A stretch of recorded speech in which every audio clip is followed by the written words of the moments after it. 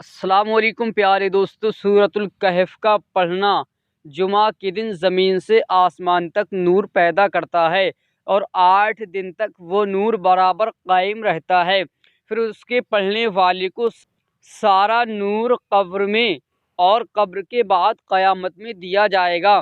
اور اس سورت کو روزانہ تلاوت کرنا ایمان کی قوت کو زیادہ کرتا ہے اور نور ایمانی میں ترقی بخشتا ہے۔ اور اگر کسی شخص کو رات کے وقت جاگنا منظور ہو اور کوئی جگانے والا نہ ہو اور خود بھی اٹھنے کی امید نہ ہو تو وہ شخص نماز عشاء کے بعد سورۃ الکہف کی آخری 2 آیات پڑھ کر سو جائے۔ انشاءاللہ تعالی جس وقت اٹھنے کا ارادہ کرے گا اسی وقت آنکھ کھل جائے گی۔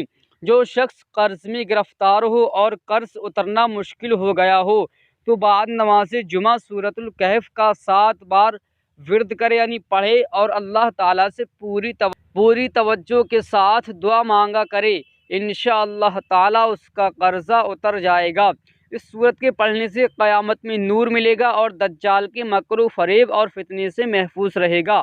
اول آخر 10 آیتیں پڑھنے سے بلا اور مصیبت سے محفوظ رہے گا۔